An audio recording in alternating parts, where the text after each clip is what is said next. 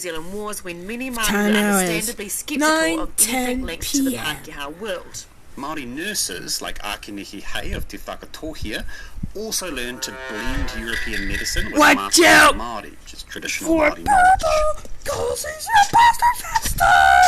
In 1909, Ākenehi travelled to a gum digging camp at Te Kao in Northland to treat a typhoid epidemic among local Māori. She took a hardline approach, scolding patients who refused to accept new styles of medical treatment, and the community turned on her and refused to listen, although that technique can sometimes work.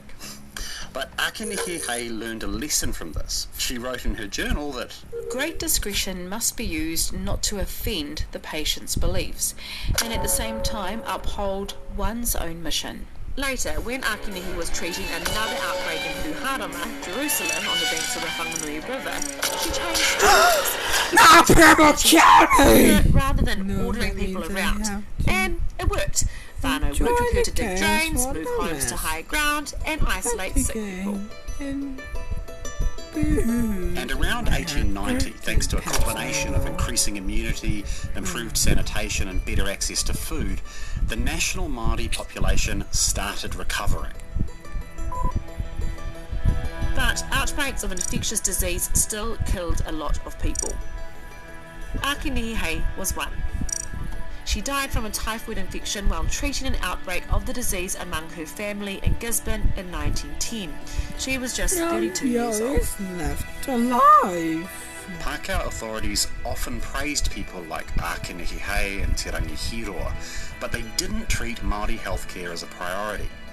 Efforts to create independent Māori health councils collapsed. There was limited funding to improve infrastructure in Māori communities or to train Māori nurses and doctors.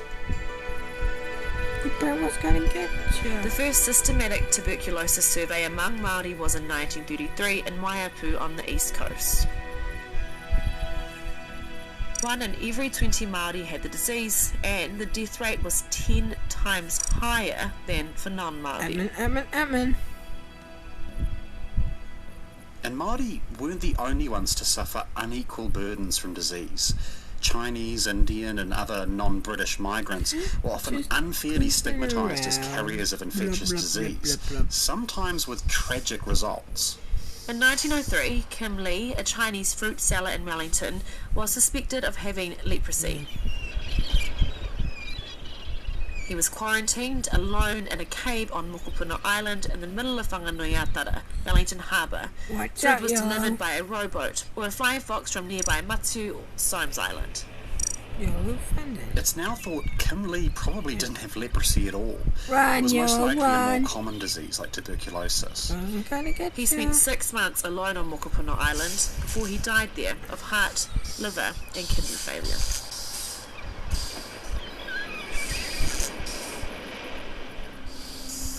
New Zealand's most deadly pandemic was the 1918 influenza pandemic, commonly called Spanish flu. It probably started on a pig farm in the United States, then made its way into the trenches of Europe in the final year of the First World War.